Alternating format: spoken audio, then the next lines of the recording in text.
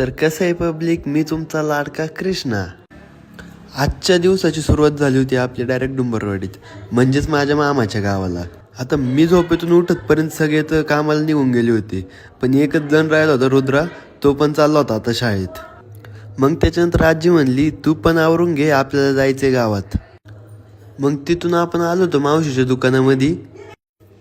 त्याच्यानंतर मग तिथून निघालो आणि आजीला थोडं तूप वगैरे ते सगळं घ्यायचं होतं, त्यासाठी दुकानात आलो होतो. आणि इथं दुकानाच्या बाजूलाच ऊस तोडीचं काम चालू होतं. तेव्हाच मावशी मला म्हणली, ऊस खायची पण लई इच्छा झाली, मग चला आपण घेऊन येऊ. म्हणून आम्ही आलो होतो इथं डायरेक्ट ऊस घ्यायला. आता या ऊसाच्या वावरातून आम्हाला चालतं पण येत नव्हतं बरं का, पण तरी चाललो होतं आता ऊस खाण्यासाठी. आता मी घरी येतपर्यंत रुद्रा पण शाळेतून आला होता आणि सायकल खेळत बसला होता. त्यानंतर हा रुद्रा मला OX खेळायला शिकवत होता.